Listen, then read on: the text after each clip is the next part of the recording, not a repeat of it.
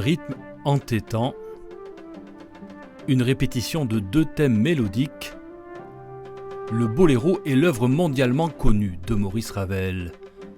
Un succès, une notoriété intacte aujourd'hui, presque un siècle après sa création.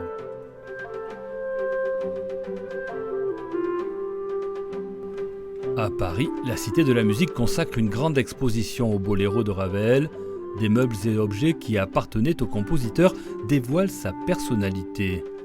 Méticuleux et précis, passionné de mécanismes miniatures, un miroir de la vie de Ravel qui a touché l'universel de la musique dès la première représentation du boléro en 1928. Le public ovationne et même les critiques se rendent compte du tour de force. Il y a quelque chose du tour de force dans cette mécanique extraordinaire. Le boléro, c'est une machine. Et d'ailleurs, Ravel utilise le mot. On peut même penser qu'il pense que la musique est une machine. C'est pas seulement le boléro, c'est sa manière d'organiser la musique, de calculer, d'avoir des espèces d'engrenages ou une mécanique comme celle d'une horlogerie de haut vol finalement. L'exposition évoque aussi la relation de Maurice Ravel avec le Pays Basque. Il y est né en mars 1875 à Cibourg. Même s'il passe l'essentiel de sa vie à Paris, il revient chaque été à Saint-Jean-de-Luz. En 1930, auréolé par le succès du boléro, Cibourg baptise son quai du nom de Ravel, un enracinement présent dans sa musique. Si on regarde du côté du rythme, on s'aperçoit quand même que la notion de zortziko, que je prononce peut-être très mal, donc à 8 ans, 3 plus 2 plus 3, cette rythmique-là, elle existe dans son trio, elle existe dans d'autres pièces, et que donc on a peut-être un peu négligé, moi je dirais, cette dimension basque, aussi dans la manière de combiner les instruments. Le piccolo plus la percussion, c'est des choses qui existent dans la musique populaire basque, et c'est bel et bien le début du boléro aussi. Manuel Cornero, professeur agrégé et spécialiste de Ravel, vient de publier un ouvrage regroupant près de 3000 lettres et entretiens du compositeur. Portrait de Ravel, homme fin et plein d'humour, fidèle à ses amitiés basques encore. Maurice Ravel a des correspondances extrêmement soutenues depuis 1901 avec plusieurs amis de Saint-Jean-de-Luz. Et l'intérêt, c'est à la fois c'est l'organisation des séjours en Pays Basque, mais c'est aussi une foule de petits détails de la vie quotidienne, l'avancement des œuvres et toujours la formule finale dans les lettres Mouchou, 1000 Mouchou.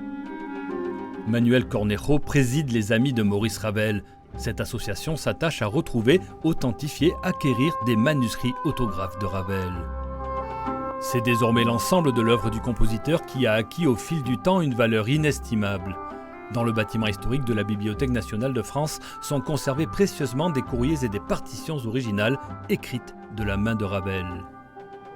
Qu'il s'agisse d'un manuscrit au crayon ou d'un manuscrit définitif, c'est toujours bouleversant parce qu'on peut suivre tout l'avancement du travail, toutes les diverses étapes préalables à l'impression éventuelle de la partition. On voit toutes les hésitations où on a des traces de grattage, on a des corrections, des revirements, et dans la calligraphie, on sent quand elle est plus hésitante ou quand, au contraire, quand la composition est plus fluide et cool.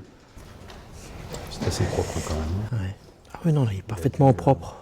Alors, il paraît qu'il y a des passages au crayon qui ont été ensuite repassés à l'encre. À nos oreilles contemporaines, il reste moderne. C'est ça aussi qui frappe chez Ravel. C'est que si vous entendez une œuvre de Ravel pour la première fois ou la millième fois, vous êtes quand même frappé par ce génie d'orchestration, ce génie mélodique, cette capacité à toujours exciter un peu votre oreille sans la brusquer. Ce qui est aussi une forme de modernité. Les Amis de Maurice Ravel et la BNF assurent ainsi la sauvegarde de l'héritage artistique du compositeur. Permettre aussi l'accès au public, permettre l'accès aux chercheurs. Il y a aussi des documents qui peuvent être utilisés pour des expositions. Actuellement, donc, il y a cette exposition à la Philharmonie de Paris, donc la Bibliothèque nationale, de manière naturelle, prête un certain nombre de documents. Mettre en ligne des numérisations des documents originaux, c'est une autre manière de valoriser des documents. Le boléro fut créé pour un ballet donné pour la première fois à Paris à l'Opéra Garnier le 22 novembre 1928. Il fut durant de nombreuses années l'une des pièces les plus jouées dans le monde, une véritable manne financière pour ses héritiers. Mais en mai 2016, l'œuvre entre dans le domaine public, ses successeurs ne perçoivent donc plus de droits d'auteur et contestent devant les tribunaux. Fabien Collal a réalisé plusieurs documentaires sur la saga juridique des droits du boléro. La succession Ravel prend rendez-vous avec la SACEM et leur demande de tenir compte du fait que Alexandre Benoît, le décorateur de la première du boléro le 22 novembre 1928, serait le co-auteur du boléro. Naturellement, près de 90 ans après, la SACEM s'y oppose. En 2018, la succession Ravel attaque la SACEM. En juin 2024, la succession Ravel est déboutée par les juges. Mais les héritiers de Ravel font appel de cette décision. Il y aura donc un nouveau procès.